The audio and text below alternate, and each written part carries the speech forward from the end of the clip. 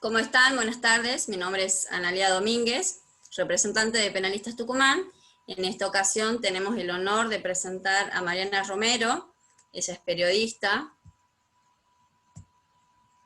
cronista de exteriores, especializada en policiales, trabaja para Los Primeros, Canal 10, América Tucumán y Radio Nacional Tucumán. Se desempeñó en medios web, prensa escrita, radio y TV locales y nacionales.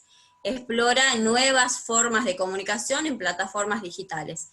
Tenemos el honor de presentarte, Mariana Romero, con este tema que nos traes hoy, el rol del periodismo policial en tiempos de pandemia. Sin nada más que agregar, te cedo la palabra. Muchísimas gracias. Muchísimas gracias por invitarme, y antes que nada quiero desearles un feliz día a todos ustedes, especialmente a los que tienen sensibilidad social, a los que luchan más allá de por sus causas, por defender el concepto de la justicia, a muchos de ustedes que sé que trabajan gratis muchas veces, y que son grandes aliados de los periodistas de policiales, y grandes aliados de las víctimas especialmente. La verdad, muchas gracias a los abogados. Bueno, me convocaron para charlar un poco sobre una cuestión muy específica, que es el periodismo de policiales en época de pandemia. O sea, específicamente en esta época, y es algo que por supuesto se está construyendo, lo estamos aprendiendo, lo estamos modificando sobre la marcha, y estamos nutriéndonos de los actores que son de afuera, digamos, no solo dentro del periodismo, estamos aprendiendo de muchísimos actores. Yo creo que el periodismo de policiales en esta época tiene dos desafíos. No vamos a hablar en general del periodismo de policiales, sino de esta época. Son dos desafíos. Uno son las causas propias de la pandemia. Las causas que se derivan de este estado particular en el que estamos. Y el otro son las consecuencias de la pandemia, que hacen a la justicia ordinaria, pero que se ven afectados por esta situación de pandemia. ¿Perdón? Perdón, pensé que alguien había hablado, no sé. Sí, por favor, colegas, silencien sus audios, así podemos escuchar a la disertante. Muchísimas gracias. No, pensaba que era una pregunta, no hay problema. Bueno, la pandemia nos desafía a los periodistas de policía, siempre los periodistas de policiales estamos desafiados, somos dentro de las redacciones, quizás de los más exigidos, somos los que le podemos generar juicios a nuestros medios de comunicación, somos los que recibimos las cartas documento, y en estos momentos de pandemia tenemos, junto con los periodistas científicos, creo yo, una de las grandes responsabilidades, menor, por supuesto, que el de los periodistas científicos, a quienes admiro tremendamente y me doy cuenta de la necesidad de ellos en estos tiempos. Los periodistas de policiales tenemos la responsabilidad, primero, de, no sé si decir educación será la palabra correcta, pero primero tenemos que aprender las implicancias legales de esta pandemia, y tenemos que ser claros y didácticos a la hora de transmitirlos a la ciudadanía. Hay artículos del Código Penal que no conocíamos, que no, en nuestra vida creo que no se habían empleado. Yo tengo 42 años y no recuerdo, que tienen que ver con las violaciones a las normativas sanitarias, y eso lo tuvimos que aprender, y en eso, por supuesto, que ustedes tuvieron el rol fundamental, fueron ustedes quienes nos enseñaron. Nosotros no sabemos de derecho, son ustedes los que saben de derecho, y ustedes son los que nos enseñan, pero somos nosotros los que los transmitimos, somos nosotros los que decodificamos ese lenguaje, esa forma tan particular que tienen los letrados de hablar, para transmitir esto y para que el mensaje llegue. Y en ese sentido, hay que explicar, y la comunidad tiene que conocer de la manera más sencilla posible, cuáles son las normativas legales y cuáles pueden ser las consecuencias de violarlas dentro de esta pandemia. Sacando ese tema, nos toca cubrir, nos toca la cobertura de casos derivados, causas derivadas de esta pandemia, es decir, las causas de las violaciones de las normativas sanitarias. Y además nos toca otro rol que para mí es fundamental, que es alimentar, retroalimentar al sistema. Porque nosotros, como yo les digo, aprendemos de ustedes, y aprenden, no solamente de ustedes los abogados que ejercen la profesión, sino también de los funcionarios judiciales. Nosotros también podemos hacer aportes para que este sistema que es tan nuevo, esta implementación, digamos, de normas que lleva tan pocos meses, se vaya perfeccionando. En ese sentido, ayer tuvimos, por ejemplo, una conferencia de prensa en la que se le planteó al fiscal Picón acerca de lo que yo considero que es uno de los grandes, de las grandes deudas que está dejando el manejo judicial de esta pandemia, que tiene que ver con las causas penales que están abiertas y que quedan abiertas por violación. Nosotros tuvimos miles y miles de detenidos y para cada uno se abrió una causa penal. En la justicia provincial, por algún motivo, que no logro entender todavía por qué la justicia provincial está manejando las causas de violación de las normativas, pero las está manejando y el fiscal Picón es el fiscal especializado en emergencia epidemiológica, emergencia sanitaria, así que se lo preguntamos a él. Y la consulta fue, muchas de estas causas están llegando a una resolución, para no llegar a juicio, que es una resolución basada en un intercambio económico. Las personas hacen una donación al Ciprosa, lo que la gente en la calle le llaman una multa. Ellos le llaman una multa. Pero en realidad es una donación al Ciprosa que resuelve la situación procesal de la persona y le quita la causa penal de encima. Estas donaciones suelen ser para de acuerdo a lo que yo voy entrevistando y a los casos que conozco, suelen ser muy altas, de acuerdo al poder adquisitivo de las personas, y conozco personas a las que las fundió. El problema acá, ¿cuál es? Que no todos los ciudadanos podemos darnos el lujo de tener una causa penal abierta, de tener ningún tipo de registro. Yo sí, yo soy periodista, yo lo puedo hacer, un taxista no lo puede hacer. Entonces un taxista está ante la disyuntiva de fundirse, porque el taxista, les hablo del taxista porque hubo un caso muy particular con los taxistas. Hubo en una época, vamos a hablar de unos 10 días, una situación que yo considero que es de un negociado a gran escala, de taxistas que venían a Tucumán sin el permiso provincial para ingresar a la provincia, estaban acostumbrados a dejar los pasajeros, los repatriados, en el límite, y ahí en el límite, la policía les decía, no, pasá, ahora cambió todo, vos pasá, dejá el pasajero en la terminal, y después vas a poder salir, no bajes del auto y vas a poder salir normalmente. Los taxistas le creían, los dos primeros le creyeron, llegaron, los detuvieron, le secuestraron el auto, los pusieron en aislamiento, y para recuperar el auto tuvieron que pagar un aporte al Ciprosa de un 4% del valor comercial del auto, más lo que correspondía a ellos, digamos, y estuvieron 15 días con el auto parado. Entonces eso directamente les produjo una quiebra, literalmente. Fueron 6 los casos que por lo menos yo pude investigar hasta que esa práctica se cortó, pero fue bastante complicado. Esa es la parte donde nosotros hablamos del perfeccionamiento del sistema, cuando nosotros, desde nuestro rol de periodista, damos a conocer lo que está pasando, muchas veces podemos contribuir a que cambien las formas de administrar la pandemia. En el caso de los taxistas lo considero un logro. Hay otro caso, por ejemplo, que puedo citar, que es cuando recién comenzaban las restricciones, estábamos en fase 1, el presidente recién había anunciado el aislamiento social preventivo y obligatorio, la Secretaría de Derechos Humanos de la Nación, la Delegación Tucumán, hizo una denuncia, si no me equivoco, una denuncia penal, si no me equivoco, por al menos 4 casos de coimas en las comisarías. En aquella época los que violaban las restricciones se los llevaba a comisarías. Y ahí en el reino de las comisarías, en el medio de la noche, y muchas veces con gente totalmente inexperta que ni tenía un abogado, ocurría cualquier cosa. Lo que denunciaban concretamente eran coimas, si no me equivoco, de entre 2.000 y 40, no sé si estoy exagerando, de 15.000 había, no me acuerdo si había 40.000 pesos o estoy inventando ese número, pero de 15.000 sí había. Cuando el periodismo saca a la luz estas situaciones, por supuesto el sistema se perfecciona, inaugura en el Complejo Belgrano, que es un sitio donde están centralizadas todas las personas que son demoradas, en realidad vamos a usar bien la palabra, que son demoradas por incumplir la cuarentena, incluso en algunas oportunidades se llegó el fiscal para decirles a todos ellos que bajo ningún punto de vista, para poder irse a su casa, tenían que dejar dinero.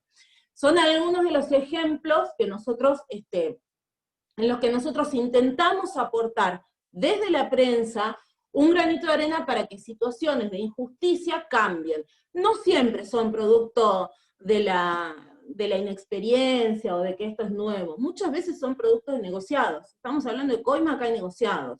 Y cuando hablo de los taxistas, yo tengo una firme convicción, y de esto me hago cargo, es una opinión personal mía, era un sistema aceitado para sacarles sumas importantes de dinero a los taxistas. Estamos hablando a uno me acuerdo que le sacaron cerca, a un par que venía en el mismo taxi, cerca de 90.000 pesos, más la parálisis, más lo que tuvieron que pagar el hotel, eso lo fundió directamente, son taxistas, son tacheros.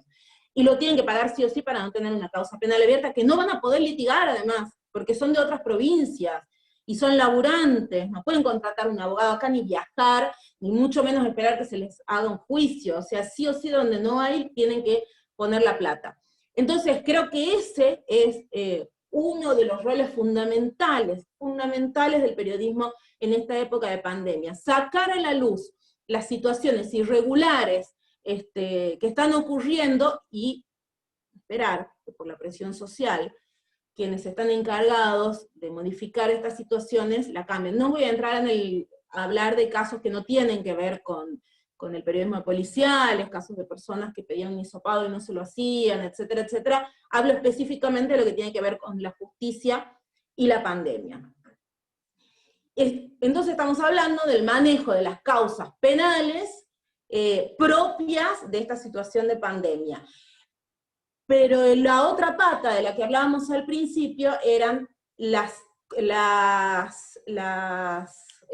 causa-consecuencia, las consecuencias en materia de policiales de esta situación de pandemia, y que tienen que ver no con causas originadas por las restricciones, sino con causas ordinarias, que ya venían de antes, o que ocurren en el momento, y que no tienen nada que ver con la pandemia, pero sí se ven tremendamente afectadas. Y en ese sentido yo soy muy crítica del cierre al público de los edificios de tribunales, y especialmente en el Ministerio Público Fiscal.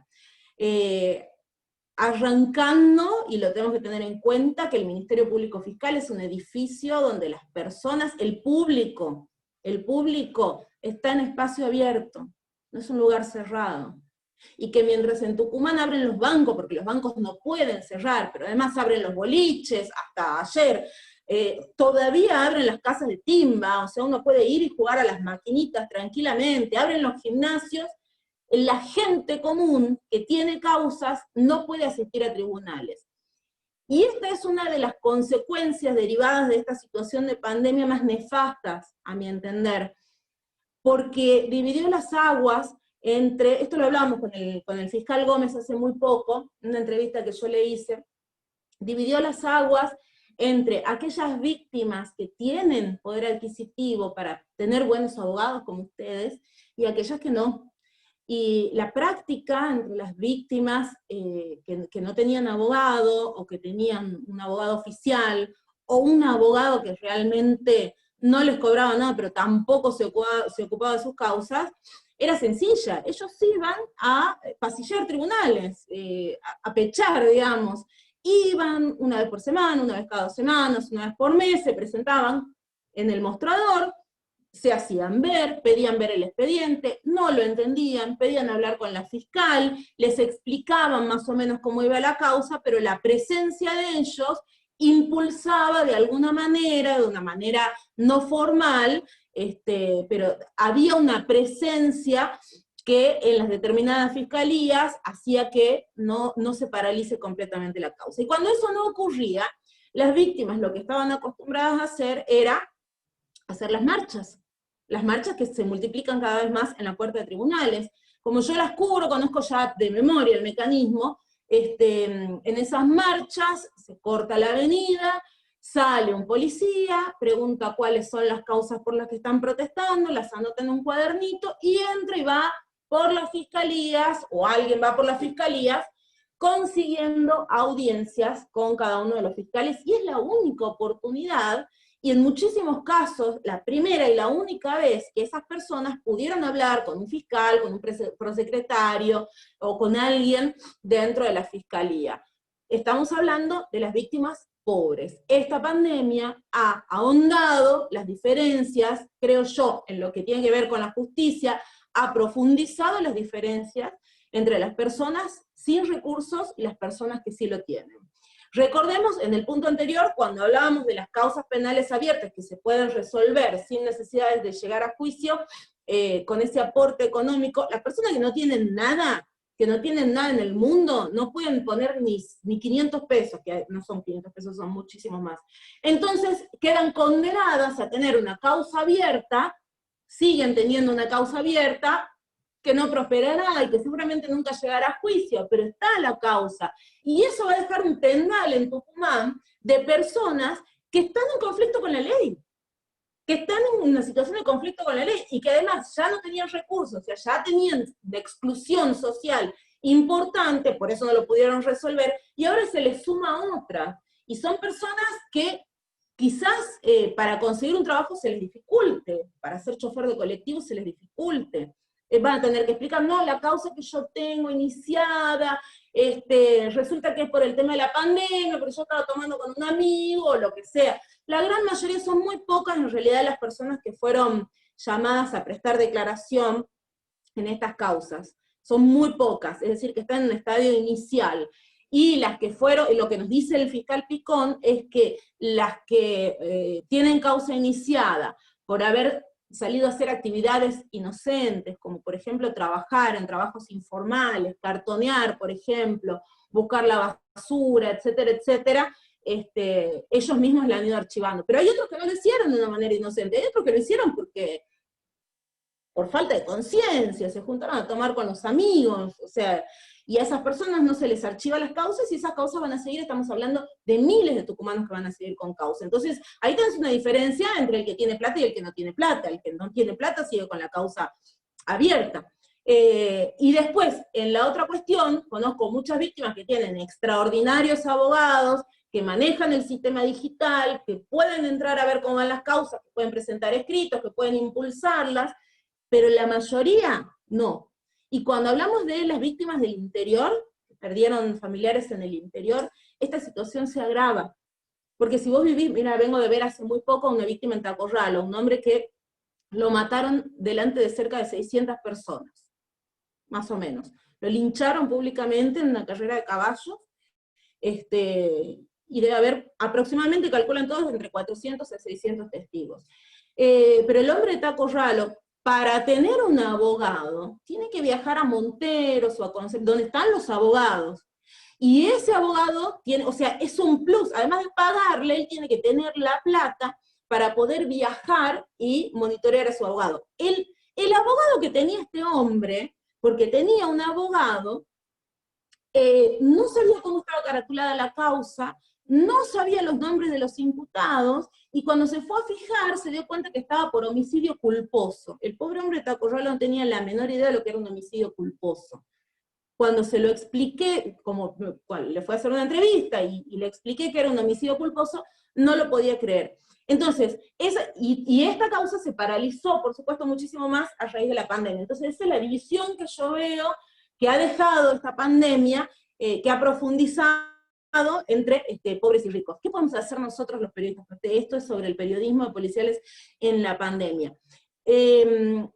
Quizás les suene un poco pedante lo que les voy a decir, pero me lo pongo como objetivo, claro que me lo pongo como objetivo. Mi objetivo en la vida no es informar, o sea, eso me lo saco de la cabeza. Pues si mi objetivo en la vida fuera informar, yo podría cubrir espectáculos, chismes, total es informar. Mi objetivo como trabajadora de prensa y como ser humano siempre es modificar la realidad, cambiarla. A ver, esto, no podemos cambiar mucho más, pero podemos hacer esto. Entonces, mi meta como trabajadora de prensa, la que yo me he impuesto, es modificar esas causas a las que nosotros llegamos por un interés periodístico, e ir más allá. Y en ese sentido hay ejemplos, digamos, con los que me parecen interesantes, me parecen muy, muy interesantes, de resaltar dos. Uno es el de Luis Espinosa. Luis Espinosa, este peón rural, este muchacho campesino, que tuvo la mala suerte de toparse con un operativo ilegal de la comisaría de Monteagudo, recibió un balazo y fue asesinado, y su cuerpo fue desaparecido durante una semana. Esta causa estaba predestinada a morir directamente, a que no se sepa nunca. ¿Por qué? Porque los periodistas no iban, porque es caro ir, y porque no es que te haces 100 kilómetros por la ruta y llegaste a la casa de ellos, tenés que meterte por parajes rurales donde te perdés, y donde ya no hay ningún tipo de señal de celular, ni de internet, ni nada. Entonces lo convierte en una cobertura poco práctica. Destinar un equipo periodístico, si vos te vas al lugar, vas a producir una sola nota en el día, por las dificultades, entonces es muy caro, vas a gastar un montón y te va a traer poco material sobre una sola nota. El medio donde yo trabajo decidió apostar a eso y me dio las posibilidades de ir, de meterme en el monte, de estar todo el día ahí, de conocer a la gente, de conocer cómo se vive en el lugar, y a duras penas, la verdad es que me costó muchísimo. A veces hay casos que yo expongo y que se convierten en noticia a nivel nacional, y el caso de Luis Espinosa no fue así, me costó muchísimo, especialmente que los medios tucumanos tomen el tema. Ya se estaba por cumplir una semana de la desaparición de Luis Espinosa, y poco se hablaba de un caso tan grave, que después terminó trascendiendo las fronteras de la provincia. Y creo que ahí, principalmente el tesón de la familia, porque cuando ocurren estas cosas en el campo, en muchos casos, la gente está tan ocupada, las tareas del campo son tan cotidianas, hay tan pocos recursos simbólicos, y un montón de otras situaciones que hacen que las familias no impulsen nunca más esas causas y dejen de perseguir justicia. En el caso de los Espinosa fue distinto. Era una familia muy unida, muy numerosa, que recibió mucho el apoyo del pueblo, y que tenía una fortaleza tremenda, que además, esto se los cuento, digamos, como una anécdota, nos permitió conocer el modo de vida también de esas personas, que es tan distinto al nuestro en muchas cosas. La fortaleza de ellos, seguramente ellos hubieran seguido luchando, pero si el resto del país no hubiera presionado por lo que estaba ocurriendo en Tucumán, finalmente se hubiera ido pinchando. Creo que ahí funcionaron bien las dos cosas. Los periodistas también, sin el impulso de la familia, no podemos, de las víctimas, no podemos hacer absolutamente nada. Estamos pisando sobre la nada misma. Entonces, ese fue un caso que, a medida que se fue conociendo, se fue avanzando en una investigación que creo que en términos generales es buena, pero creo que está un poco trunca hacia arriba, hacia cómo se llega a que una comisaría entera haga desaparecer a una persona. Esto no ocurre por generación espontánea, pero bueno, es otra historia. Y el otro ejemplo que les quería dar, que es muy reciente, que es de ahora, de hace 2 días, de hace un día, acaba de terminar la historia, es de esta nena, a la que llamamos Sofía, no es su verdadero nombre, de 12 años, que era acosada por su vecino, un violador condenado, que había violado a su propia hija y la había embarazado, estaba preso, pero por ser riesgo de COVID, porque tenía 71 años, le dieron la prisión domiciliaria. Una locura, pero digo una locura, no no como vecina sentada en la vereda de mi casa que opina de los violadores, no, una verdadera locura, porque ahí empieza a fallar todo nuestro sistema, y el patronato de liberados, que manda a un hombre, primero, riesgo de COVID, lo saca del servicio de la cárcel, donde por lo menos queda a la vuelta de la Avellaneda, y por lo menos tienen enfermería, y tienen nutricionista, etcétera, etcétera, y lo manda a la loma, porque no saben lo que era ese barrio, a vivir solo, a vivir absolutamente solo, sin ningún tipo de asistencia. Y en un barrio rodeado de niños, y es un abusador de menores que además no mostró arrepentimiento, y que además estuvo prófugo. Entonces ahí empieza a fallar el sistema. Se obsesionó con la nena de la par, solamente con ella, con Sofía, y la madre no sabía qué hacer. Y ahí viene otra falla del sistema. Ahora, nosotros a veces ayudamos a que se resuelva un caso, pero estas problemáticas de fondo no sé cómo las vamos a resolver, creo que quizás está en manos de ustedes, no nuestras. Empieza la doble tortura, porque aparte de lo que le está pasando a la nena, La tortura de la madre estuvo 20 días para que le acepten la denuncia. Porque se fue a la comisaría del Alderete y le dijeron que vaya al patronato de liberados a hacer la denuncia. Al patronato le han dicho, no, acá no, vaya a la fiscalía. En la fiscalía le han dicho, no, vaya a la brigada de investigación. En la brigada le han dicho, no es nuestra jurisdicción, vaya a la regional este. Y en la regional este le han dicho, no, usted tiene que ir a la comisaría. Pero sí, en la comisaría empezó todo. Bueno, volvió a la comisaría y ahí le tomaron. Pero para una mujer que trabaja todo el día, este derrotero le llevó 20 días.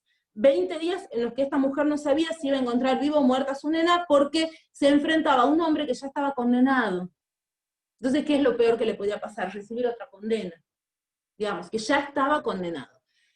En ese caso, sí, el rol del periodismo fue fundamental, fue a las pocas horas de desatada esta historia, conocida esta historia, las instituciones que se habían mostrado muy adormecidas durante más de un mes, más de un mes, despertaron de pronto, la causa durmió en la comisaría de Alderetes, durmió por lo menos 10 días, la mujer tuvo que radicar otra denuncia, porque la mandaron a la Fiscalía Criminal, la mujer tuvo que asentar otra denuncia, que ahí sí tuvieron el buen tino de mandarla a la Fiscalía de Delitos contra la Integridad Sexual, pero también tardaron 48 horas, ante una nena que estaba corriendo peligro de su vida, ¿no? Y su integridad sexual. Entonces, a veces los periodistas hacemos de ese nexo entre esta persona excluida, estos sectores excluidos que no tienen acceso a un buen abogado para que les impulsen sus causas, a veces reemplazamos ese rol, y en esos casos sí conseguimos un abogado que vaya y los represente, porque nosotros no podemos representarlos en tribunales, pero muchas veces ocurre así, y de paso aprovecho para pasarles el chivo, yo hay abogados con los que tengo un acuerdo, que me ofrecen casos pro bono por año, así que están todos invitados a ofrecer casos pro bono por año para personas de escasos recursos, que están sufriendo tremendas injusticias. De paso paso el chivo.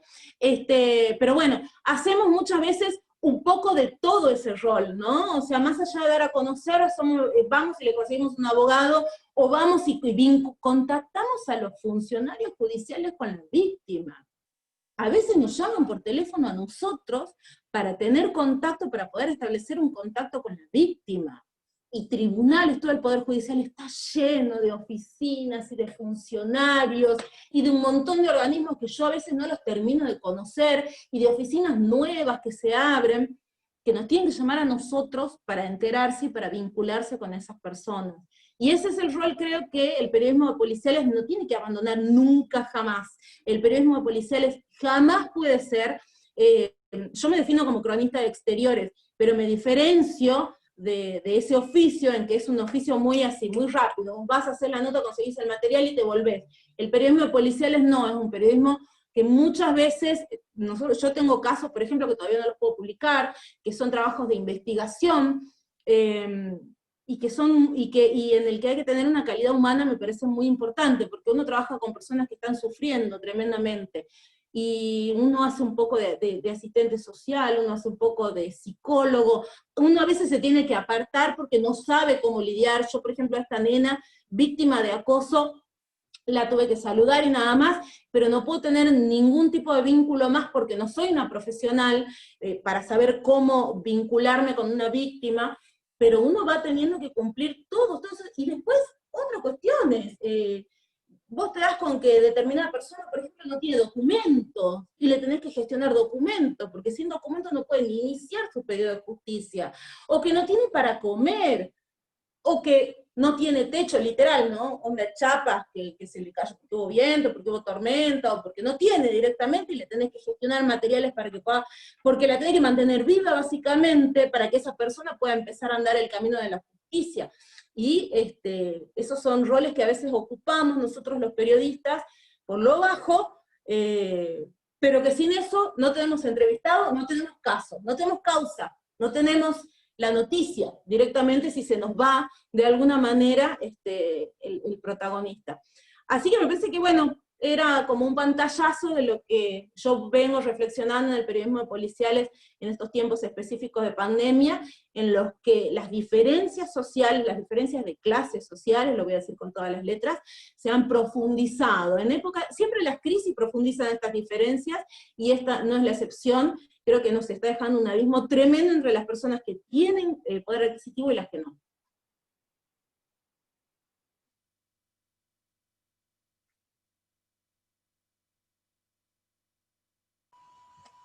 ¿Estamos? Excelente, Mariana. Sí, excelente tu exposición. Bueno, comenzamos con la ronda de preguntas.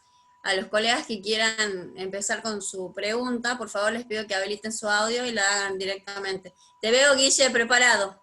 Adelante. Gracias, Anaría. ¿Qué tal, Mariana? Hola, ¿qué En tal? primer lugar, mi nombre es Guillermo Orso. En primer lugar, te felicito por tu trabajo. He visto el material que estás difundiendo y además los temas que tocaste, que hicieron tema nacional. Chapeau, te felicito, magnífico lo tuyo. Muchas gracias. En esta charla de hoy, sintetizo dos temas. La cuestión de la cuestión de la víctima con problemas de acceso a justicia, como una de tus grandes preocupaciones, y viene a cuento que fue motivo de una charla que di hace un par de días en el Colegio de Abogados, con la última reforma al Código Procesal Penal, donde ya no es falta grave que los tribunales no notifiquen a las víctimas el hecho de que se archive una causa, y eso engancha con la reforma de Semana Santa del año pasado, donde en lugar de 3 meses para asumir el rol de querellante y resucitar el expediente, le redujeron de 3 meses a 15 días el derecho de la víctima de poder asumir ese rol. De lo contrario, listo, se archivó la causa y se produjo la impunidad, y esa persona sin acceso a justicia, de la cual estás hablando, es decir, la persona que tiene que bajar de Tacorralo hasta Montero y conseguir en Montero un abogado que además tenga a alguien, algún colega, amigo que no le cobre para llevarle la causa. Y lo más grave de todo es que, tal como está la última reforma, todo eso tiene que pasar antes de los 15 días. De lo contrario, esa persona se ve totalmente imposibilitada de que ningún abogado le lleve adelante una causa. Esta es la justicia que hoy por hoy, o la legislación que hoy por hoy tenemos, y que en función de eso van a ser los jueces y fiscales los que van a llevar adelante la resolución de tantos hechos que pueden ser motivo de tu trabajo, y son también motivo de nuestra preocupación. La víctima imposibilitada de acceso a justicia, y que además parece que la legislación se empecina en ponerle más obstáculos a acceder a que de alguna manera le den una respuesta nuestros gobernantes, o en este caso el Servicio de Justicia. No ha habido, fuera de las discusiones de índole eminentemente política, no ha habido debate sobre la gravedad de las reformas de esta última reforma en el Código Procesal Penal, que sí o sí va a entrar en vigencia la semana que viene. Y bueno, quería aportar este comentario, que algunos de los colegas ya lo conocen, y es una enorme preocupación, y veo que también era tuya, y me alegra mucho. Sí, es una gran preocupación. Yo, por supuesto, que no conozco a fondo el Código Penal, el nuevo Código Procesal Penal como lo conocen ustedes, es más, lo voy entendiendo gracias a ustedes, y este punto es uno de los más preocupantes, pero que en la realidad, a veces ustedes, no sé si me equivoco y ustedes corríjanme, ustedes los abogados cuando llegan a algunas causas o abandonan algunas causas, son mínimamente causas que están en pie. Hay una cantidad de gente por fuera del circuito de los abogados, en las que no va a hacer la diferencia, directamente no va a hacer la diferencia. El sistema ya era injusto de por sí, y hay veces en las que, miren, yo les voy a contar una cosa, hay veces en las que me he hecho pasar por abogada para salvar del archivo algunas causas, presentando, incluso he llegado a presentar escritos. Y todo esto ocurre totalmente por fuera del sistema, del circuito de los abogados. Es una familia que jamás tuvo ni podrá tener ningún abogado, de una persona que está desaparecida y podría estar viva. Entonces, yo creo que ahora, estas nuevas víctimas que pueden tener acceso a ustedes los abogados, se van a equiparar hacia abajo con estos olvidados, estos nadies. Estoy hablando específicamente del caso del chico desaparecido, lo tengo por acá el cartel, Franco Núñez. Son causas que son totalmente border, fuera del sistema, hasta del sistema de los abogados, hasta el sistema de los abogados que trabajan de manera gratuita. Entonces creo que estamos bajando, digamos, al nivel de ellos, al nivel de los nadies, de los que yo les llamo los nadies.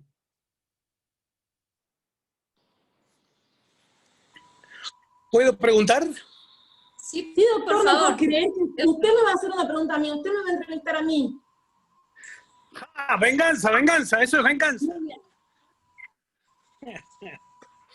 A ver, yo he visto y me he enterado un poco por ahí con bastante preocupación que en el periodismo del último tiempo se ha dado en resucitar causas penales viejas de hace 10, 15 o 30 años atrás, relatando cómo fue el homicidio de fulano, de sutano, cómo se llegó a juicio, etc.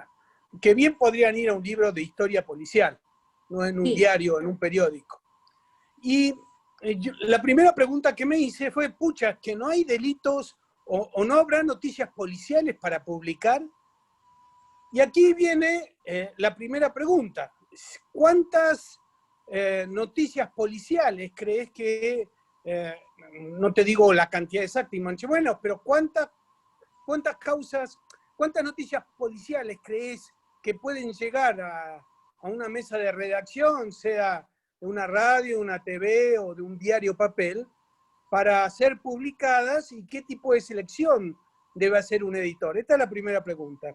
Y la segunda pregunta tiene que ver sobre cómo se imponen las agendas periodísticas, porque noto con bastante preocupación de que las agendas periodísticas que nos vienen desde Buenos Aires entran con mucha fuerza, tienen un shock muy importante en nuestros medios locales, y a veces hay noticias locales que son muchísimo más fuertes, son muchísimo más insoportables para el sentimiento de cualquier ser humano, y que ni siquiera tienen 4 renglones, o ni siquiera son mencionados en la radio. Y el caso de Espinosa me parece que puede llegar a ser un emblema, es decir, si vos no te metés en el barro, como lo hiciste, en Buenos Aires no se hubieran enterado. Y durante el tiempo que estuvo la causa Espinosa fondeada en los anaqueles de nuestra prensa policial, sin aparecer, sí aparecían otras causas de otros casos de Buenos Aires que eran comparables, nada, en función de lo que es el caso Espinosa. Entonces, ¿cómo es que funciona esto de la agenda nacional y la agenda local? ¿Y cuál es el trabajo que tiene que hacer un editor? Porque yo me imagino que vos, como periodista de policiales, al mismo tiempo tenés que hacer el trabajo de editor, de preproducción para todos estos casos. Sí, primero que yo soy gran fanática de estas historias que están saliendo, estamos hablando del diario La Gaceta, las disfruto muchísimo. Me parece muy interesante la pregunta de cuántas noticias policiales llegan a una redacción. Muchísimas, muchísimas, no solamente homicidios, que estamos en niveles muy altos de homicidios, que yo estoy experimentando el no recordar los nombres de todas las víctimas. Antes me entraba en la cabeza y los iba teniendo, decía el homicidio de fulano, de vengano, ahora yo ya perdí ese tren. Los homicidios son muchísimos.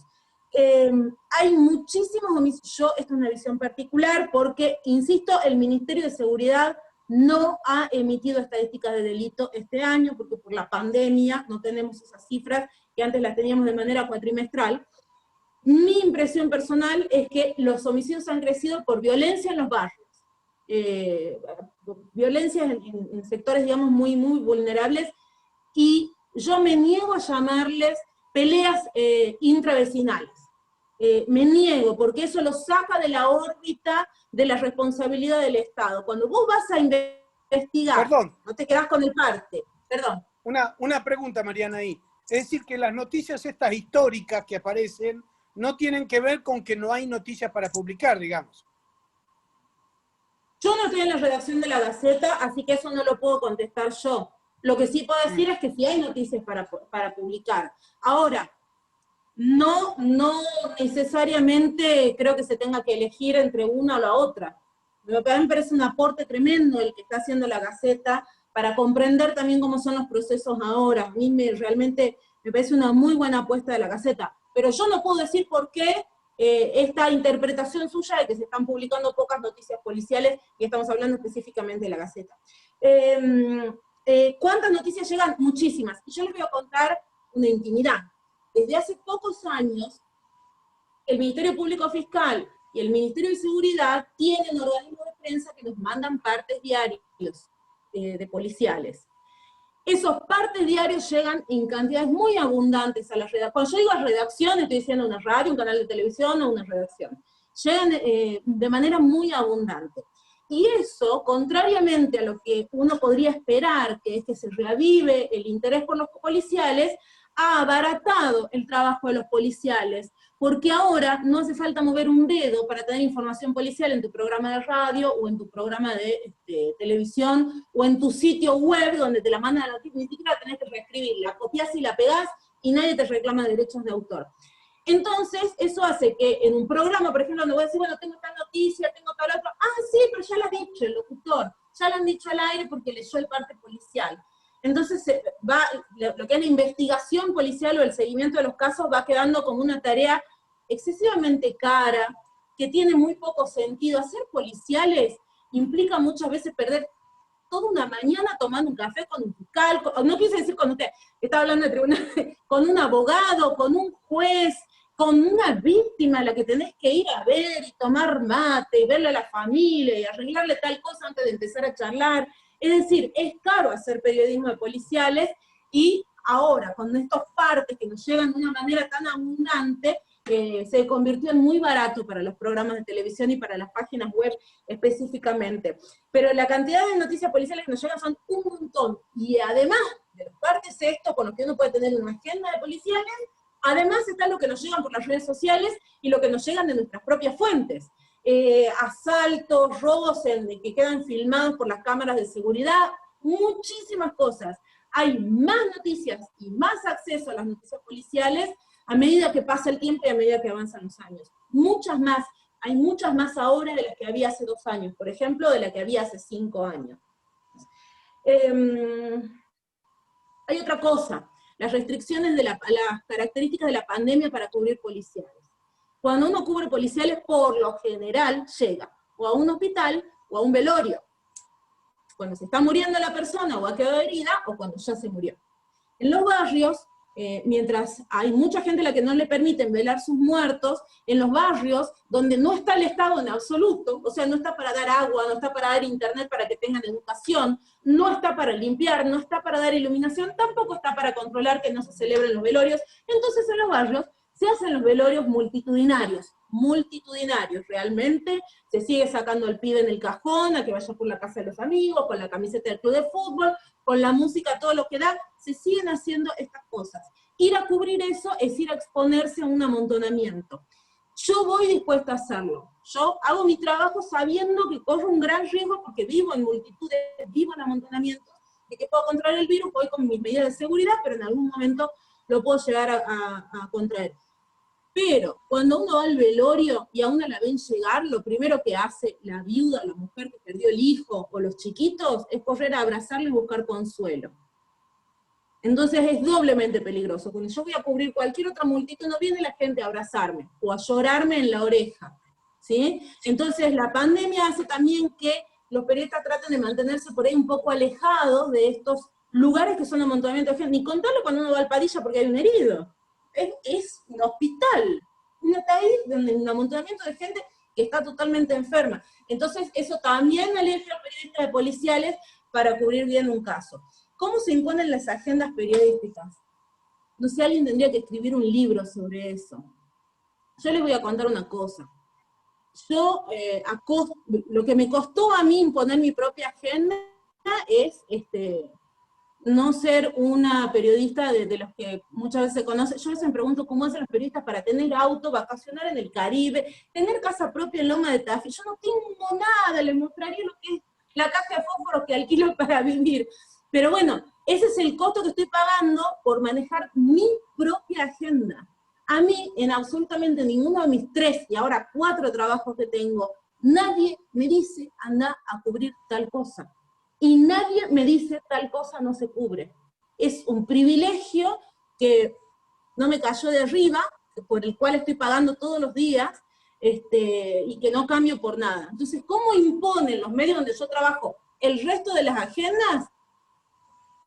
Hay muchísimas respuestas. Lo económico tiene mucho que ver, las pautas tienen mucho que ver, pero en ese terreno no me voy a meter yo porque yo estoy fuera de ese circuito. Yo me armo mi propia agenda. Y mi agenda es local, porque usted me preguntaba eso, las noticias nacionales y locales. Y mi agenda es local. Mi agenda consiste en ir a buscar los temas que no están en ninguna otra agenda y sacarlos a la luz. Y cuanto más local y más del interior sean, mucho mejor, porque es un lugar a los que el resto de la prensa suele ir poco, salvo algunos medios a los que yo respeto mucho, Canal 8, por ejemplo, Telefe Tucumán. Yo voy a cubrir algo en el interior y muchas veces ellos ya estuvieron ahí, es decir, es bastante federal en ese sentido, se banca viajes al interior, pero es lo que yo quiero hacer, local y del interior, es decir, dentro de Tucumán mantener una suerte de federalismo. ¿Cómo eligen las agendas del resto de los medios? Queda en manos de mis compañeros. Yo no participo en esa elección de agenda. Una pregunta, Mariana. Soy Mariana, perdón. Sí, acá estábamos en el chat. Nuestra periodista Liliana Romano preguntaba, me parece que ya lo respondiste, Mariana, si se habían incrementado los delitos en este tiempo. Creo que es prácticamente lo que acabas de decir. Te cedo la palabra, Mary. Sí. Sí, mi pregunta sería, vos en el caso específico de Espinosa, que te viste muy expuesta y fue conocido, y gracias a tu intervención se dio mayor difusión, y dentro de todo vi que la familia, que era del interior, ha tenido una contención tanto mediática, política, y ahora al acceso a la justicia también. Entonces, ¿vos en algún momento te sentiste presionada por todo, por toda la situación que implicaba sacarla a la luz y acompañar a esa familia? Porque yo te seguí mucho en este caso. ¿Te sentiste presionada vos en algún momento? Por ya sea llámese gobierno, familia, o en este caso la institución policial. No, nunca me sentí presionada ni por el gobierno, nunca me sentí presionada por la institución policial. La presión que sentí fue anímica, fue emocional. Sí me sentí presionada por una cuestión de mis propios sentimientos. Sí flaqueé un poco, pero no sentí. Te voy a hacer una salvedad. No me sentí presionada por la institución policial porque a esos policías, la propia policía les soltó la mano pronto. ¿Sí? No hay nadie de todos los policías que yo conozco que justifique lo que hicieron esos tipos, los de la comisaría Monteagudo. Pero sí, en otros casos uno siente la mirada de lo que llama la familia policial, en casos en los que no se les soltó la mano a esos policías, uno siente el reproche que le hacen los miembros de la policía y a veces los funcionarios, en otras causas que, por ejemplo, como la de Facundo Ferreira, la de Facundo Ferreira se habla, hay uno de los policías el nene de 12 años lo mataron de un tiro en la nuca, hay uno de los policías que está preso por ladrón, porque le robó la cartera a una señora, y hay otro, a quien se lo justifica mucho, porque como Facundo era negrito y era pobre, seguro que iba a ser un delincuente cuando crezca. En realidad quisieron imponerlo como que ya era un pibe delincuente, después se supo que no había cometido ningún delito, tenía 12 años, y no había cometido nunca ningún delito, no era un pibe mal visto en el barrio, nada, era un nene, realmente era un nene. Entonces la justificación es que, está bien, no era un delincuente, pero si lo dejaban crecer iba a ser un delincuente. Y ese Facundito Ferreira, si lo dejaban crecer, seguro que venía el día de mañana y te pegaba un tiro a vos. Y eso se escucha dentro de la fuerza policial. Y esa presión, que es una presión que nunca llega a ser una amenaza, bajo ningún punto de vista yo no fui amenazada en ningún momento, ni me sentí, pero sí existe esa mirada del policía que intenta justificar a su compañero, o a su subordinado, o en términos generales la fuerza, sí existe. Y la otra presión, la emocional, es algo con lo que hay que lidiar todo el tiempo. No da a profundizar mucho en eso, son cosas como personales, pero esa presión siempre existe, siempre existe. Tenés que decirle, por ejemplo, a un hermano cuando se encontraba el cuerpo de tu hermano, es una experiencia que no se olvida. Esa sí es una gran presión. Quiero volver sobre la pregunta anterior, de Lili Romano, que preguntaba si habían aumentado los casos. Yo les dije que aumentó la comunicación, o sea, aumentó las noticias que nos llegan a nosotros de los casos. Y no puedo contestarles si aumentaron los casos o no, porque como les digo y reclamo, el Ministerio de Seguridad Ciudadana no está emitiendo estadísticas, y las necesitamos muchísimo. Así es, Mariana. ¿Doctora Hansen? Sí, primero felicitarla porque realmente una exposición brillante, una periodista que se arriesga a todo en medio de una cuarentena. Una sola consulta quería hacerte. Sos la única que has tenido la posibilidad de enfrentarte directamente con las situaciones delictivas que están ocurriendo en la provincia. ¿Qué posibilidad te da el Ministerio Público, o en este caso un juzgado o una sala, de que vos preguntes, consultes o acciones, en este caso periodísticamente estamos hablando, en los hechos puntuales que vos investigas? Es re interesante lo que me preguntás, porque Tucumán, la justicia tucumana no tiene una tradición de transparencia y de acceso a la información pública. Por el contrario, es tremendamente oscurantista. El acceso que yo tengo son accesos individuales. Tener un amigo en una sala, un amigo, una fuente, un contacto en una sala, en alguna fiscalía. Hay fiscalías enteras en las que no tengo absolutamente ningún conocido. Las vías tradicionales, con todo el amor que yo le tengo a quienes trabajan en prensa del Ministerio Público Fiscal, las vías tradicionales de acceso tampoco son eficientes, o sea, la comunicación suele ser en un sentido, ellos nos mandan, nosotros recibimos, y de ahí empezamos a tratar de abrirnos camino. Esto de la pandemia me mató a mí, yo vivía todas las mañanas en tribunales, en el Ministerio Público, en la Sarmiento, yo estaba todo el día ahí. Esto a mí me destruyó. Entonces nos vamos abriendo paso como podemos, pero es muy importante esto del acceso a la información pública, porque no solamente no tenemos información sobre causas que son sensibles y que son públicas, sino que además no tenemos acceso a otra información que para mí es fundamental, la estadística. No sabemos cómo están funcionando las fiscalías y las salas, qué promedio de causas se está tratando, cuántas son causas complejas, que les va a llevar un juicio, por ejemplo, de más de 2-3 meses, o investigaciones en las que hay una cantidad importante de imputados, o una multiplicidad de delitos. No tengo absolutamente nada de eso, no puedo saber, no puedo comparar el funcionamiento de la justicia esta con la de hace 3 años, con la de hace 5 años, sin caer en la subjetividad, sin dar mi opinión personal. Entonces, esa es una carencia tremenda que tenemos. Tengo mucha fe en la oralidad de este nuevo Código Procesal Penal para tener acceso a causas que hoy son absolutamente un secreto. Totalmente un secreto. La principal fuente de acceso nuestro a los expedientes suelen ser las víctimas, que como son querellantes, suelen tener a veces copia del expediente, pero para eso hay que tener primero plata para tener las fotocopias, segundo plata para tener un abogado, y tercero, una educación mínima para entender, porque las víctimas que son a veces analfabetas, ni siquiera saben que no tienen abogados. Hay víctimas que creen que el empleado del mostrador es su abogado. En ese nivel estamos, mucho menos van a tener copias de los expedientes, o si los tienen los van a saber interpretar. Entonces, debería ser la justicia, todos los años levanto la copa a fin de año, porque se termine el oscurantismo en la justicia.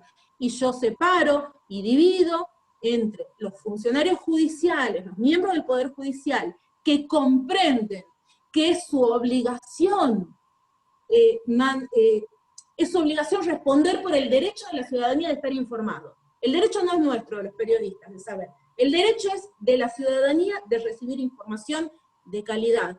Y hay miembros del Poder Judicial que saben que es su obligación, que saben que tienen un compromiso y un deber de respetar este derecho que tiene la ciudadanía. Entre ellos lo voy a mencionar al doctor Gómez, que está en esta charla, y a muchos otros a muchos otros fiscales y jueces que son totalmente abiertos a dar información en on. Es decir, sí, prendeme la cámara, sí te tengo que contestar.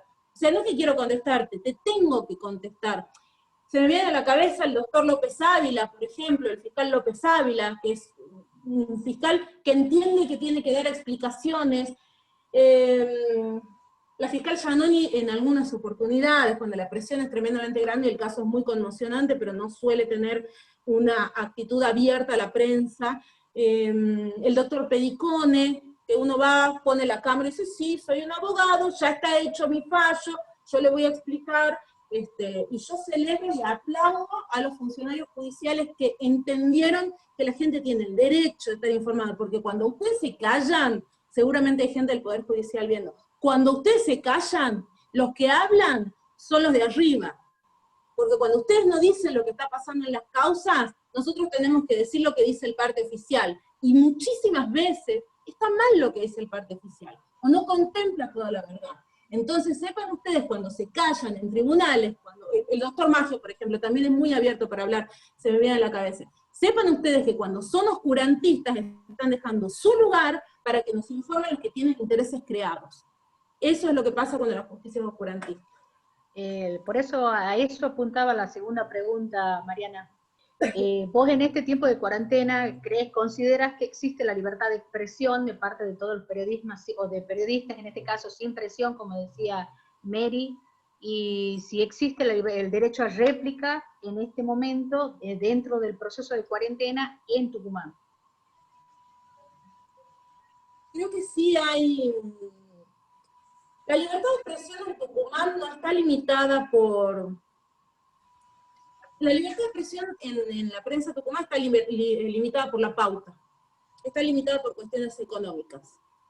Y es muy difícil para nosotros porque no vivimos del aire, necesitamos cobrar sueldos, y los sueldos en periodismo vienen de las publicidades y de las propagandas. Y eso es lo que limita en Tucumán al periodismo. No sufrimos procesos de amenazas, nadie nos llama de manera anónima a nuestra casa, nadie nos dice que le va a pasar una cosa a la familia, ni nos siguen autos por la calle, ni nada, eso no nos pasa. Pero una forma de silenciar al periodismo es, y de provocar la autocensura, ¿no? Que es lo más vergonzoso que nos puede pasar. Hay muchos... Bueno, sí, esa es la forma de limitar nuestra libertad de expresión. Por el resto no hay amenazas, ni absolutamente nada de eso, pero sí los periodistas tenemos que luchar todo el tiempo, con eso es un problema que tenemos, necesitamos comer, necesitamos pagar nuestras cuentas, en mi caso necesito cobrar para trabajar, o sea, para tener mi celular, para tener mis equipos, para poder trabajar, pero la plata no se genera espontáneamente, ni la provee la Madre Teresa de Calcuta. Libertad y derecho a réplica. Sí, yo creo que el sistema del derecho a réplica está muy aceitado en los medios tucumanos, no suele tener mayor inconveniente, pese a que nuestra Constitución prohíbe el derecho a réplica, nuestra Constitución tucumana del año 2006 prohíbe el derecho a réplica, hubo algunos casos que se judicializaron, incluso uno en el que litigó el doctor Carlos Garmendia, que declaró la inconstitucionalidad de ese artículo de la Constitución que prohibía el derecho a réplica. El derecho a réplica creo que con el paso del tiempo y las nuevas plataformas de información es una problemática que ya va perdiendo su peso. El derecho a réplica nos planteaba el desafío cuando los medios de comunicación eran solamente un diario, que tiene un espacio limitado, o un programa de televisión, que también tiene un espacio limitado, o de radio. Nos planteaba el dilema de, ¿qué hacemos? ¿Hacemos un programa o sacamos una edición y al día siguiente, si nosotros admitimos para todo el mundo el derecho a réplica, al día siguiente ese diario va a ser un espejo del diario anterior, si nosotros respetamos todas las características de que tienen que salir en la misma página, del mismo tamaño, etcétera, etcétera. Las plataformas digitales lo que están haciendo es que no nos cueste nada dar el derecho a réplica. Entonces, realmente no es algo que se esté debatiendo mucho. Por lo general, como las páginas web pueden tener una cantidad infinita de información, no nos deja otra información afuera, es bastante fácil el tema ese, bastante aceitado. Yo, desde que empecé a trabajar en periodismo, solamente tuve 2 situaciones conflictivas con el derecho a réplica. El resto es, ¿te pido derecho a réplica? Sí, por favor, venga. Por supuesto, pero aparte es muy positivo para nosotros que venga alguien y nos aporte otra mirada sobre lo que acabamos de decir, o sobre lo que dijo otro entrevistado. Yo por lo general me alegro mucho cuando alguien me pide el derecho a réplica, porque significa que voy a poder completar la información desde otro ámbito, y por lo general todos los periodistas se alegran mucho, dicen, sí, encantado. Bien, acá la doctora Boyanowski, que no tiene cámara, pregunta si, bueno, es un tema en boga, hablamos, no sé si tuvieron la posibilidad de leer el diario La Gaceta hoy, de la independencia judicial, se habla también de la independencia al momento de investigar de los fiscales, y la doctora apunta su pregunta, si ustedes tienen independencia, creo que más o menos también lo respondiste, al momento de informar. Sí, me remito a lo que acabo de decir, el principal limitante para los periodistas tucumanos es de dónde provienen los fondos que hacen que los medios puedan seguir existiendo. Fue siempre, la plata sale de algún lado, no se genera, no hay generación espontánea. Ahora, vos podés burlar eso, vos podés sortear eso, sí podés. Yo por lo menos trabajo en 3 medios de comunicación. Si yo no pudiera algún día ubicar un tema que yo quiero ubicar en este medio, en el medio 1, yo sé que tengo otros 2. Y si no lo puedo ubicar en ninguno de los otros 2, vamos a suponer que sea tabú para todos, yo sé que lo puedo ubicar en mis redes sociales. Y que de hecho, cuando yo quiero nacionalizar un tema, yo recurro a las redes sociales. Yo lo pongo en Twitter. Si yo sé que necesito nacionalizar un tema como el de Espinosa o como el de la nena de 12 años acosada, no es inocente que yo lo ponga en Twitter. Yo voy a buscar Twitter sabiendo que lo que yo busco es que salte a medios nacionales, que salte a todo el país. Entonces, también tenemos formas de burlar esas presiones que como todo trabajador tenemos y que proviene de quién pone la plata. Bien. No me pasó hasta el momento, tengo que decirlo, no me pasó que ninguno de los medios donde trabajo me diga, no, este material no sale, ¿no? O sea, hasta ahora estoy trabajando con absolutamente libertad en los 3, pero sí yo también voy eligiendo las plataformas. Trabajo en 3 medios que son locales, y cuando yo quiero nacionalizar algo, directamente me voy a Twitter. Bien, referiste al momento de tu exposición, Mariana, si te escuché bien, que ayer tuvieron una conferencia de prensa con el doctor Picón. No sé si podés transmitirnos de qué se trató o referente a qué fue esa conferencia. No fue solamente con el doctor Picón, fue con todo el COE, y el doctor estaba ahí para aclarar las dudas que nos puedan surgir respecto de esta vuelta de fase, de estas nuevas restricciones. Las preguntas para el doctor Picón, hubo una de José Romero Silva que no las recuerdo, y la mía fue esa, fue plantearle las consecuencias sociales que van a tener estas causas penales que se están abriendo, en el sentido de que se resolvían, la forma de resolución era esta donación al CIPROSA.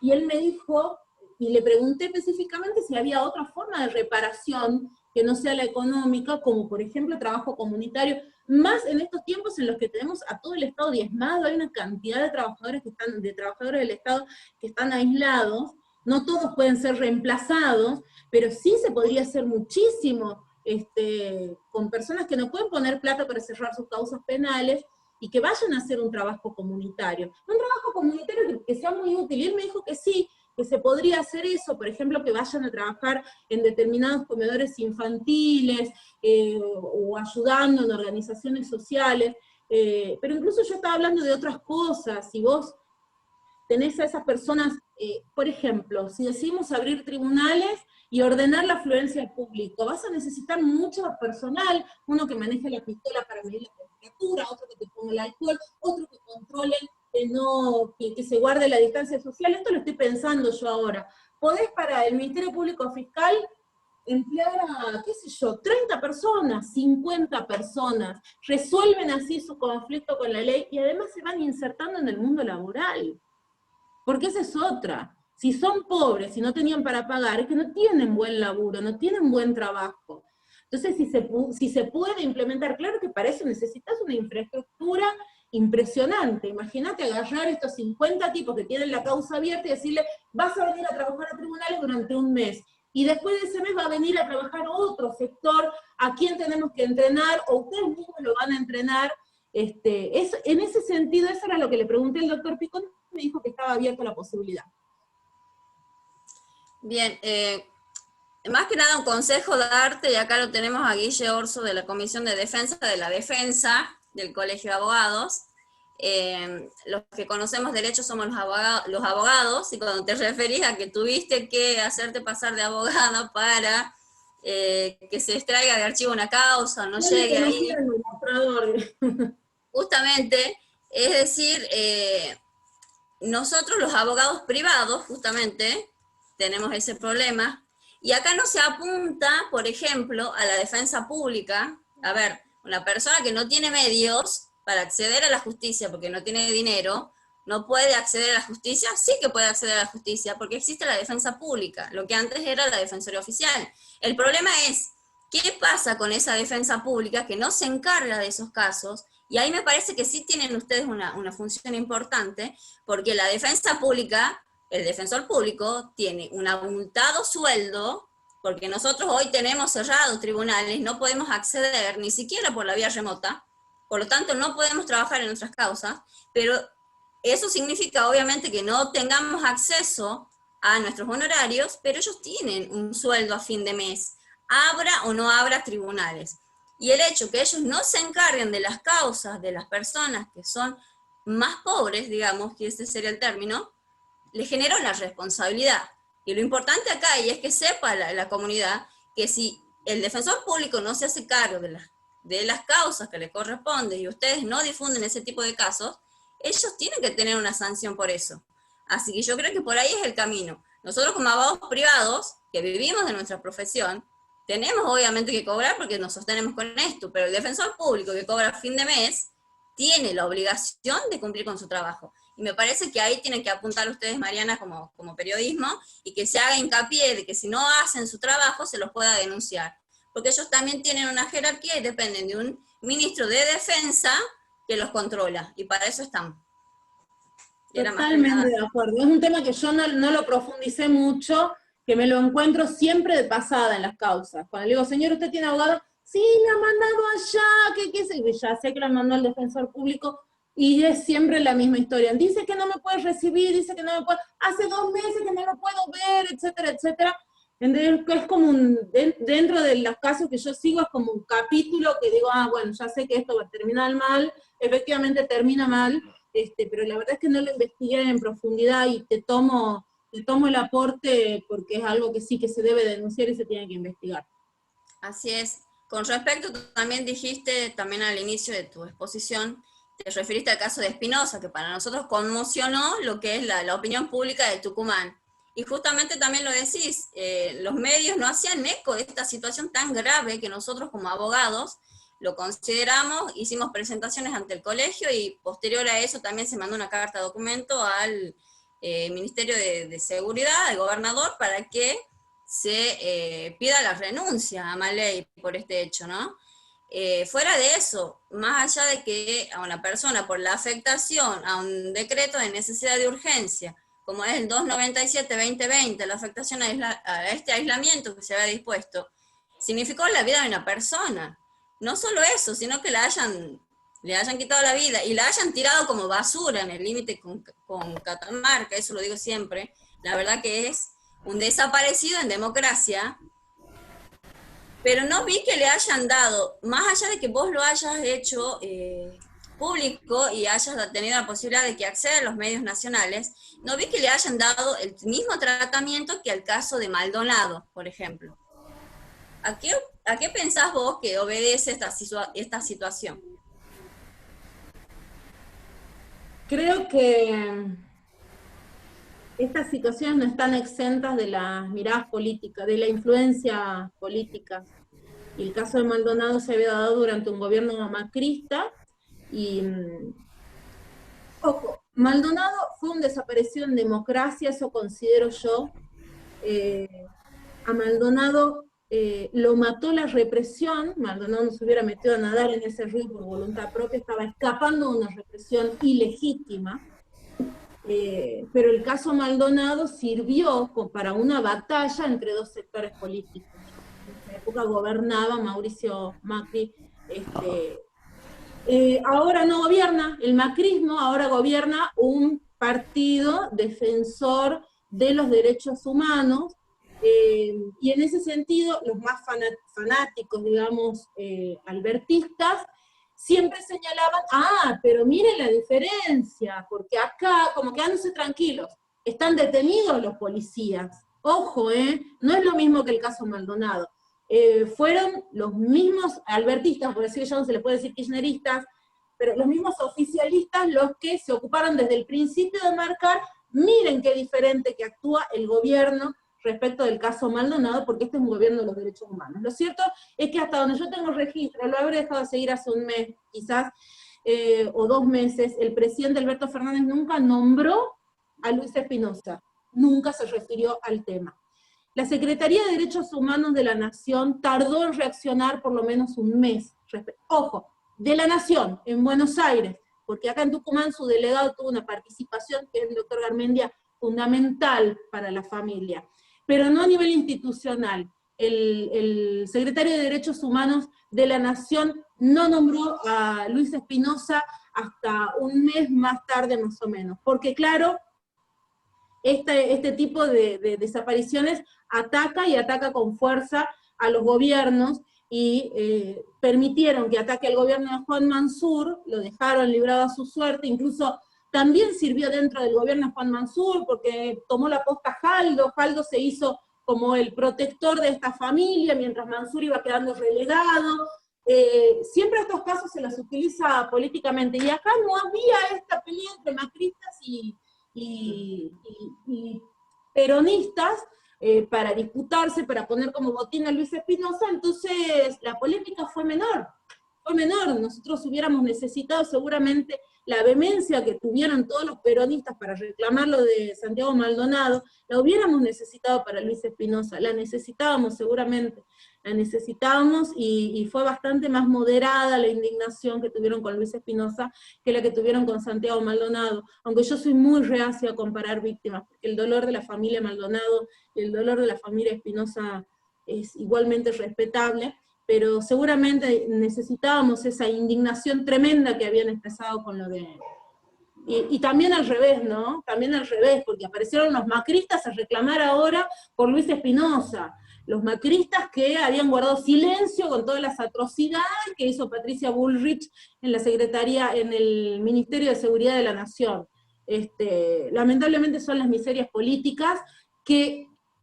ojo, a los funcionarios políticos poco les afecta, son gente que tiene la vida comprada. Lo feo y lo desagradable que es el rebaño, o sea, son los seguidores de esos millonarios de ambos bandos los que suelen reaccionar de algunas maneras muy miserables ante estos casos. Bien. Guille, me parece que ¿Querés preguntar porque tenés la mano levantada o era de recién la mano esa? No, sí, estaba dentro de las posibilidades de los periodistas de desempeñar su función. No sé si llegaste a analizar el tema de la última reforma, la 90-92, como la 91-90, que es el tema de el artículo 56 de contravenciones, que sanciona con arresto a quien dé una información inexacta y lo faculta a que te impongan una multa de hasta un sueldo de un juez de primera instancia, o sea, más o menos 250.000 pesos de multa. Sí, sí, sí, no abra los ojos que son varios sueldos nuestros, tendrías que pagar de multa en caso de difundir información inexacta. En realidad, en el debate parlamentario se habló de que estaba orientado a la difusión de los datos de contagiados y de fallecidos por el COVID-19. Pero el texto de la ley no lo dice. En consecuencia, cualquier cosa que vos o yo estuviésemos diciendo ahora y no se ajuste a los datos exactos, que Espinosa no sea con S, sea con Z, que no sea Luis, que sea Roberto, cualquier información inexacta, que no se haya muerto José García, sino Juan Pérez, nos hace pasible de caer en los alcances del artículo 56 de la Ley de Contravenciones Policiales de Tucumán. Lo cual ¿Esa es de la gravísimo. cuál ley de contravenciones? La 5140, la que está declarada inconstitucional en virtud del caso Sí. Núñez, Marianita. Entonces, ¿qué es lo que pasa? Otra de mis objeciones. Si hay proyectos de ley para hacer un código de convivencia provincial, reemplazando la ley de contravenciones, ¿cuál es la necesidad de meter ese artículo en una ley muerta? O que de cualquier manera, cuando me intenten aplicar el artículo 56, algún colega podrá plantear la inconstitucionalidad de ese artículo 56, siguiendo de que ya la ley que la contiene ya es inconstitucional. Bueno, tecnicismos políticos o tecnicismos jurídicos, en ese orden. Sí. Primero tecnicismos políticos y después tecnicismos jurídicos. El tema es la gravedad de difundir la información y de caer en la causal esta del artículo 56 cuando no contamos con la información de origen. Entonces, este oscurantismo, cualquier cosa que yo diga en mis charlas referidas al Ministerio Público Fiscal o de la Defensa, que no publica ninguna de las resoluciones que emite, entonces, lo que yo diga como que yo calculo que el tema, la intención de que el fiscal haga tal cosa, me parece que va por aquí, estoy incurriendo en una información inexacta. Pero lo que pasa es que no me dan acceso a la resolución que lo faculta a tal fiscal a hacer determinada cosa. En consecuencia, voy a pagar los 250.000 pesos de multa, sí, porque en una de mis charlas, o en este espacio grabado, estoy diciendo una información inexacta. Es decir, y para usted, y ojo, no los excluye al periodismo.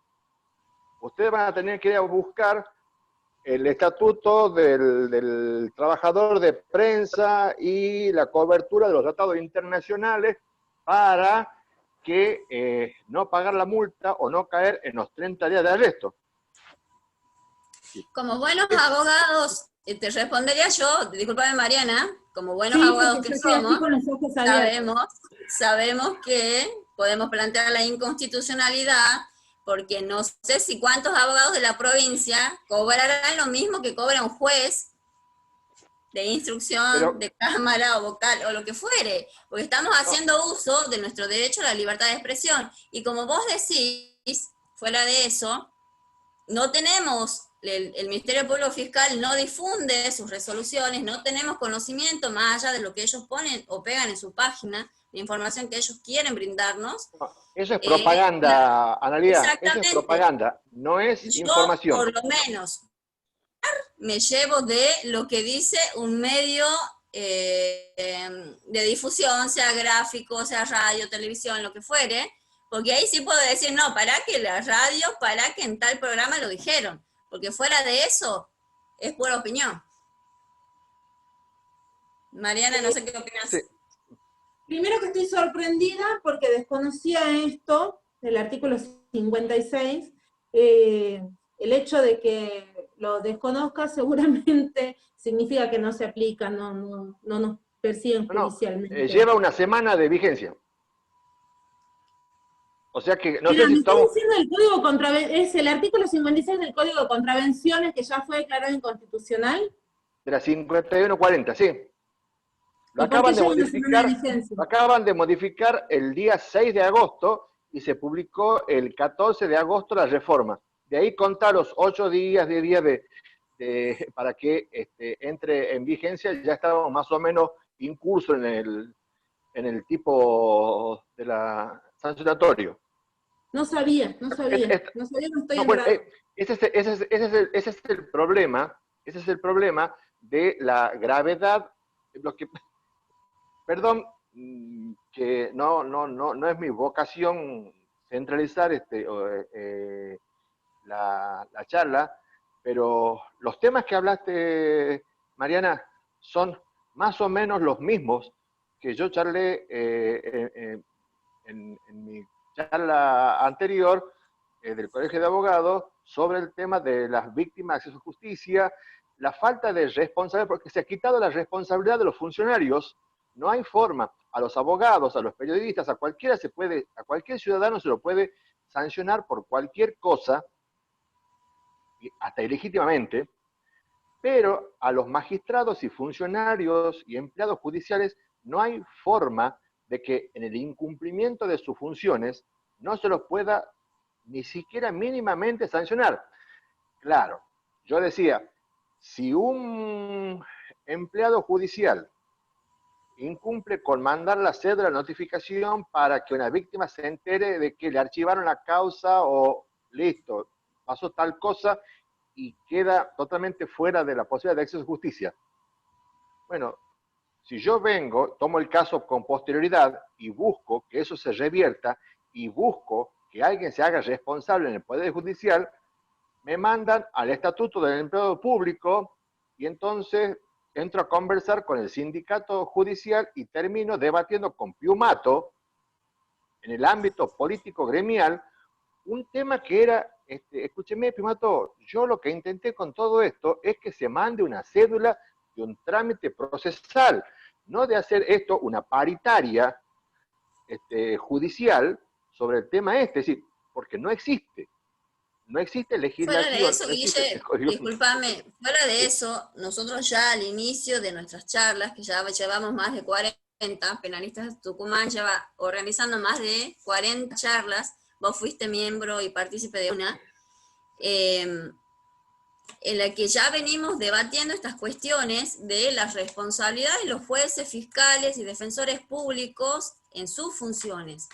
Justamente hubo una charla en la que una doctora del Fuero Civil nos contó que no existe en la justicia de Tucumán, en 20 años de investigación jurisprudencial, un caso en el que se haya denunciado por responsabilidad civil a un juez, a un fiscal o a un defensor público. Es decir, que no, si vos me estás diciendo que tienen una responsabilidad el empleado que no te mandó la cédula, el responsable es la cabeza, es el fiscal, no el empleado. Entonces, lo que corresponde por un incumplimiento de sus deberes de funcionario público, no solo una denuncia penal, sino una acción civil. Y los que fallan al respecto, y como dijo Mariana al inicio también, somos nosotros, los abogados.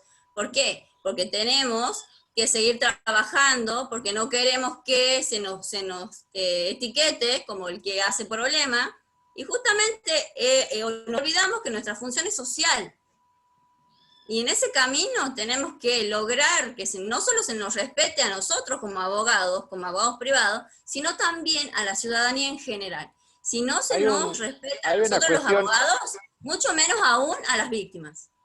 Mirá cómo terminó el tema de Bari Villares, donde el cliente cambió a un abogado que estaba llevando adelante toda una acción y con buena perspectiva de obtener un buen resultado, y el señor Martín decidió cambiar de abogado y mandar a comprar los dos lavarropas, porque y en ese caso el abogado pierde legitimidad para seguir accionando.